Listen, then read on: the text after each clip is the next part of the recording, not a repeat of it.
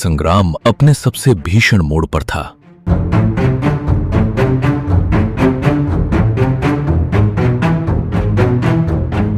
आसमान में काले बादलों का डेरा था और धरती खून से लाल हो चुकी थी। एक तरफ रावण की मायावी आसुरी सेना थी, तो दूसरी तरफ प्रभु श्री राम के वीर वानर। हर तरफ सिर्फ चीखें और हथियारों के टकराने की गूंज थी। इसी बीच वानर सेना के महानायक, अष्टसिद्धि के दाता, संकट मोचन हनुमान काल बनकर राक्षसों का संहार कर रहे थे। उनकी गदा के एक ही प्रहार से सैकड़ों असुर हवा में उड़ जाते थे। लेकिन तभी रणभूमि की हवा अचानक ठंडी हो गई।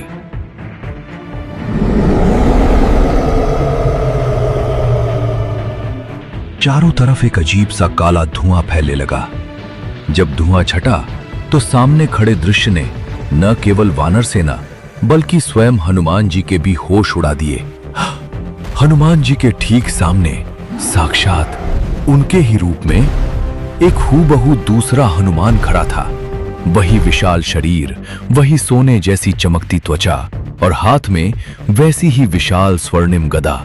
वह कोई साधारण बहरूपिया नहीं था, वह पाताल लोक का सबसे क्रूर और मायावी राक्षस था, जिसे रावण ने हनुमान को भ्रमित करने के लिए भेजा था।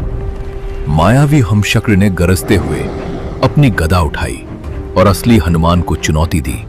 वानर सेना पूरी तरह भ्रमित हो चुकी थी कि आखिर असली संकट मोचन कौन है। बिना एक पल गवाए दोनों महाबलियों के बीच एक ऐसा भयंकर युद्ध छिड़ गया जिसकी कल्पना किसी ने नहीं की थी।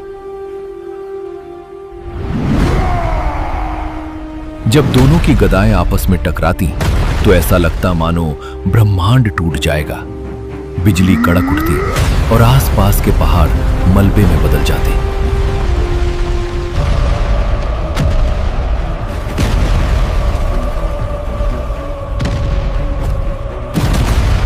युद्ध मिनटों से घंटों तक चलता रहा। असली हनुमान जी जितनी ताकत से प्रहार करते, वो मायावी राक्षस भी उतनी ही ताकत से पलटवार करता, क्योंकि वो हनुमान जी की ही शक्तियों की नकल कर रहा था। इसलिए दोनों में से कोई भी हार मानने को तैयार नहीं था। इस महाविनाश को देखकर लक्ष्मण जी क्रोध में आ गए और उन्होंने उस मायावी को मारने के लिए अपना धनुष बाण तान लिया। क्या इस महाविनाश को रोकना उचित है? हे देव, मैं किस दुविधा में हूं? हनुमान को हूबहू एक जैसा देखकर वे भी पूरी तरह कंफ्यूज हो गए कि असली कौन है और तीर किस पर चला है। तभी उस कपटी असुर ने एक नीच चाल चली। उसने देखा कि वह सीधे युद्ध में हनुमान को परास्त नहीं कर सकता, इसलिए उसने हनुमान जी की सबसे बड़ी ताकत, उनकी भक्ति को ही उनका हथियार बना लिया। मायावी हमशक्ल अचानक पीछे हटा। उसने अपनी आंखें बंद की और हाथ जोड़कर पूरी श्रद्धा से चिल्लाया, जय श्री राम, जय श्री राम। अपने प्राण प्रिय प्रभु श्री राम का नाम सुनते ही असली हनुमान जी के हाथ हवा में ही रुक गए। उनकी आंखों में भक्ति के आंसू आ गए। वो दुविधा में पड़ गए कि जो जीव राम का नाम ले रहा है उस पर प्रहार कैसे करें। इसी भावुक क्षण का फायदा उठाकर उस दुष्ट मायावी ने अपनी गदा से असली हनुमान के सीने पर एक भीषण वार किया। हनुमान जी दूर जा गिरे। वानर सेना में हाहाकार मच गया। संकट मोचन आज स्वयं गहरे संकट में थे। जमीन पर गिरते ही असली हनुमान जी समझ गए कि ये राम नाम का ढोंग करने वाला कोई भयंकर मायावी राक्षस है। जमीन पर गिरकर हनुमान जी ने अपनी आंखें बंद की। उन्होंने समझ लिया कि यह धर्म का नहीं बल्कि अधर्म का छल है। उन्होंने अपने हृदय में आदि शक्ति, संहार की देवी मां भद्रकाली का ध्यान किया। हनुमान जी ने पूरी शक्ति से सिंहनाद किया, हे माता, हे कालरात्रि भद्रकाली, प्रकट हो और इस मायावी अंधकार का अंत करो। हनुमान जी की पुकार सुनते ही आकाश का रंग खून जैसा लाल हो गया। धरती फटने लगी और ब्रह्मांड को कंपा देने वाली हुंकार के साथ स्वयं महाकाली मां भद्रकाली अपने रौद्र रूप में प्रकट हुई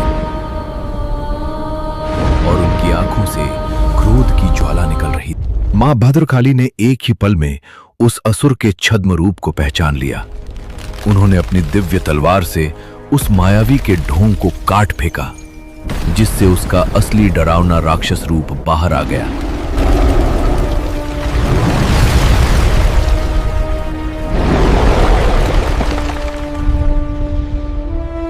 मां की शक्ति पाकर हनुमान जी भी पूरे वेग से उठे और अपनी गदा के एक अंतिम प्रहार से उस असुर का मस्तक कुचल दिया। अधर्म का नाश हुआ और रणभूमि जय श्री राम के नारों से गूंज उठी। बोलो पवन पुत्र हनुमान की जय।